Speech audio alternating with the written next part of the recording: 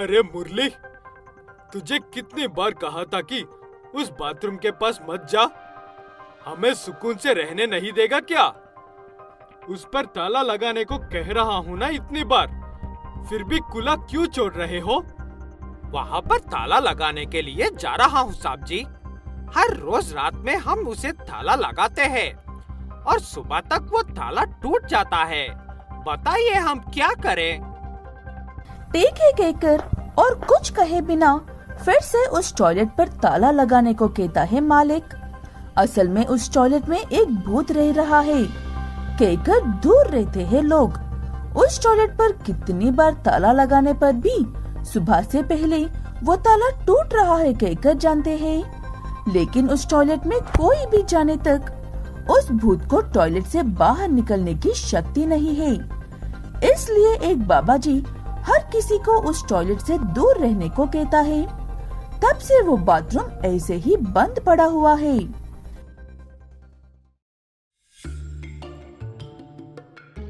आज हमारा दावा कस्टमर से भरा हुआ लग रहा है। ऐसे में हमारे भी अच्छी कमाई होगी। चलो चलो काम शुरू करते हैं। ऐसे कहते हुए काम की गड़बड़ में खोकर उस टॉयलेट पर ताला लगाना भूल जाता है मुरली। इतने में उस ढाबे में शीतल और कुणाल नाम के दो नए शादीशुदा पति पत्नी आते हैं। शीतल, वहाँ देखो एक टॉयलेट रूम है, तुम वहाँ पर जाकर फ्रेश हो जाओ। तब तक मैं जाकर खाने के लिए कुछ ऑर्डर करता हूँ। ऐसे कहते हुए वहाँ से चला जाता है कुणाल और शीतल टॉयलेट के पास जाती रहती है। इतने में उस बिना ताले का भयानक टॉयलेट में से एक आवाज सुनाई देती है। वो टॉयलेट रूम बिल्कुल भी अच्छा नहीं है। इस टॉयलेट रूम में बहुत सफाई है। आप यहाँ पर आकर फ्रेश हो सकते हो। आप यहाँ पर आओगी तो मुझे भी अच्छा लगेगा। लगता है कोई काम करने वाली महिला है। पैसे दूंगी सोचकर मुझे वहाँ पर आने को कह रही होगी। ऐसे कहते हुए उस टॉयलेट में जाती है शीतल। इतने में किसी के रोने की आवाज आती है अंदर से। कौन है कहकर देखा तो एक नई दुल्हन उस टॉयलेट के पास खड़ी होकर रो रही थी। कौन हो तुम? दिखने में नई दुल्हन लग रही हो, लेकिन ऐसे क्यों रो रही हो और यहाँ पर क्या कर रही हो? ऐसे कहते हुए शीतल पूछते ही उस दुल्हन अचानक से एक भूत में बदल जाती है। मैं नई दुल्हन ही हूँ, लेकिन कुछ गुंडे मिलकर मुझे ऐसी भूतनी बना दिया। नई शादी होकर हमारे गांव जाते हुए खाने के लिए मेरे परिवार के साथ मिलकर इस ढाबा में रुकी थी। मैं टॉयलेट का इस्तेमाल के लिए इस टॉयलेट में आई थी। इतने में इस ढाबे को लूटने के लिए आए हुए गुंडे यहाँ पर खाने के लिए आए हुए सभी लोगों को मार दिया। वो आवाजें सुनकर बाहर आई हुई मुझे देखकर मुझे भी इस टॉयलेट में डालकर खत्म कर दिया।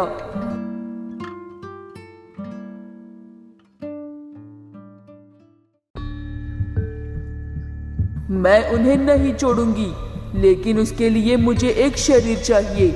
काफी साल इंतजार करने के बाद तुम यहाँ पर आई हो। अब मेरा काम पूरा होने तक मैं तुम्हें नहीं छोड़ूंगी। ऐसे कहते हुए शीतल के शरीर में आ जाती है वो भूतनी और कुछ भी नहीं हुआ है। ऐसे शीतल के रूप में बाहर आती है, लेकिन कुणाल के साथ बहुत ही अजीब बर्ताव कर रही है कहकर देखता है कुणाल। तुम ठीक तो हो ना शीतल? तुमने ही तो सुकून के लिए टूर पर जाकर आने की बात की थी और अब अचानक से घर लौटने की बात कर रही हो और इतने गुस्से में क्यों कह रही हो? मैंने पहले तुम्हें ऐसे कभी भी नहीं देखा। ऐसे कुणाल के किसी भी सवाल का जवाब तो नहीं देती है, लेकिन गुस्से में घर लौट जाते हैं कहकर कहती है शीतल। और कुछ कहे बिना कुणाल शीतल को घर लेकर जाता है। लेकिन घर लौटने के बाद शीतल सब सोने के बाद एक बुक्कड़ की तरह खाना खाना और हर रोज रात होते ही घर के बाहर जाना, सुबह होने से पहले घर लौट कर आना, ये सब देखता है कुणाल। उसके बाद सारी बात अपनी माँ से भी कहता है कुणाल। मैं बहू के माँ बाप से बात करके ऐसे करने की क्या वजह हो सकती है पूछती हूँ बेटा, एक बार उसे घर लेकर आओ। ऐसे कहने पर शीतल को लेकर घर के लिए निकलता है कुणाल। ऐसे सास के घर पहुँचने के बाद सासू माँ शीतल के अंदर के भूत से चालाकी से सवाल करके सारी बात जान लेती है। ऐसे सारी बात जानने के बाद कुणाल की माँ पुलिस स्टेशन जाकर सारी बात पुलिस वालों को बताकर सालों पहले दावे पर हुए हमले के चोरों को पकड़ने को कहती है। उन्हें कब का पकड़ लिया था हमने और भागने की कोशिश करने पर एनकाउंटर में खत्म भी कर दिया था। न्यूज़पेपर देखा करो मैडम। ऐसे कहते हुए वो न्यूज़पेपर कुणाल की माँ को देते हैं पुलिस वाले। जल्दी से वो लेकर जाकर शीतल के अंदर के भूत को दिखाती है वो माँ। तब वो भूतनी शांत होती है और उन्हें अब तक परेशान करने के लिए माफी मांगकर हमेशा के लिए चली जाती है वो भूतनी। दुल्हनपुर नाम के एक गांव में हरी नाम का एक व्यक्ति उसकी पत्नी और बच्चों के साथ मिलकर सड़क के किनारे एक छोटी सी झोपड़ी में रहते हैं। हरी एक मोची है। ऐसे वो हर रोज उस सड़क पर सुबह से शाम तक बैठकर सभी की टूटी चप्पल सिलता रहता है। हेमा, मैं काम पर जाकर आता हूँ। आज आने में थोड़ी देर हो सकती है। मेरे आने तक का इंतजार किए बिना खाना खा लो तुम। बच्चे को स्कूल में डालने के बारे में सोचा था ना हमने। 2 दिन में आखिरी दिन है उस स्कूल में ज्वाइन करने के लिए। उसके लिए थोड़ा सा खर्चा भी तो होगा ना। कैसे भी करके उन पैसों का इंतजाम हो जाता तो अच्छा रहता जी। वो बात सुनते ही एकदम से परेशान हो जाता है हरी। वो इसलिए क्योंकि हरी चप्पल सिलकर एक दिन के लिए काम चल जाए इतने पैसे भी नहीं कमा पाता है। ऐसे में स्कूल फीस की बात हो तो कितनी मेहनत करना पड़ेगा सोचता है। इसलिए कुछ भी कहे बिना वहाँ से चला जाता है। ऐसे बहुत ज्यादा मेहनत करके थोड़े पैसे जमा करता है हरी। ऐसे ही घर लौटकर उसकी पत्नी से, मैंने दिन भर मेहनत करके जो पैसे कमाए थे वो स्कूल तक जाकर वापस आने तक ही खत्म हो जाएंगे हेमा। ऐसे में हमारे बच्चे को उस स्कूल में पढ़ा पाएंगे क्या? ऐसी बात है तो हम अपने बच्चे को सरकारी स्कूल में डालते हैं। वहाँ पर हमें कोई खर्चा नहीं होगा। ऐसे दोनों एक नतीजे पर पहुंचकर बच्चे को सरकारी स्कूल में ही डालने के लिए निर्णय लेते हैं। ऐसे अगले दिन सुबह हरी हमेशा की तरह काम पर चला जाता है और अपनी सिलाई का काम शुरू करता है। इतने में उसका बेटा उस रोड पर से भागकर आता है। पिताजी, पिताजी, हमारी झोपड़ी को कोई तोड़ रहा है। माँ तुम्हें जल्दी से वहाँ पर आने के लिए कह रही है। जल्दी से चलो पिताजी। अरे रुको बेटा, हमारी झोपड़ी कौन तोड़ रहा है? वो किसी की जगह नहीं है। हमारे जैसे लोग ही रहते हैं वहाँ पर।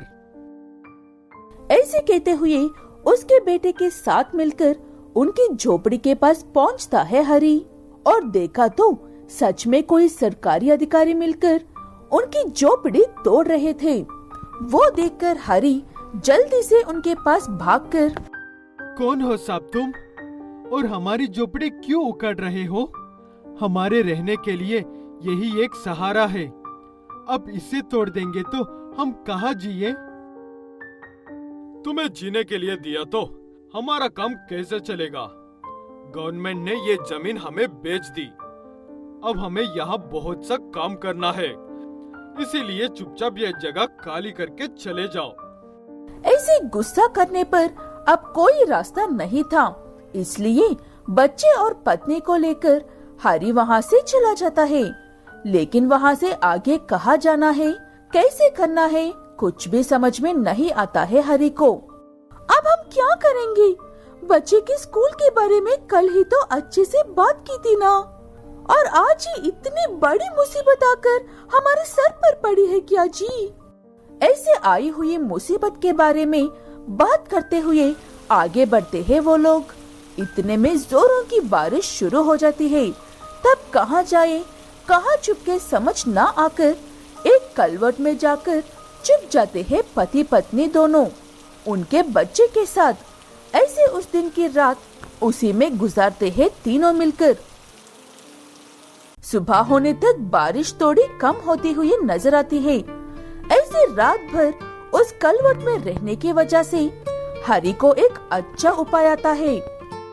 हेमा, अगर हम अपना ठिकाना इसी कलवट में डाल दे तो कैसे रहेगा? इसमें हमारा बेड भी लग सकता है, और अगर इसमें रहे तो इस बार हमें कोई अधिकार नहीं निकाल सकता है। मैं भी रात से इसी सोच में हूँ जी। ये अच्छा उपाय है, हम इसी में रहते हैं। आज जल्द से जल्द जरूरत का हर सामान इकट्ठा करते हैं। ऐसे कहते हुए दोनों पति पत्नी उस कलवट में रहने के लिए एक बेड का इंतजाम करते हैं, और उसके लिए कुछ लकड़ियाँ और जरूरत का चकले लेकर आते हैं और उन्हें उस कलवट में एक तरतीब से लगाते हैं। अब देखो हेमा, हमारे इस कलवट के बेड को देखने में भी कितना अच्छा है ना? यहाँ पर कोई लकड़ी हिल भी नहीं रही है। उसके बाद हेमा और उनका बेटा उस कलवट में जाकर देखते हैं। सोने के लिए तो अच्छा था, लेकिन वो सभी लकड़ियाँ होने की वजह से काफी चुभ रही थी। उसके बाद हेमा उन पर पुरानी साड़ियाँ और चादर डालकर नर्म करती है। उसके बाद उस पर सोने लगते हैं सब। ऐसे हरी के परिवार को एक कलवट उनके रहने के लिए एक घर बन जाता है। तब से हरी उसमें रहने लगता है और उसका चप्पल का व्यापार भी चलाता है।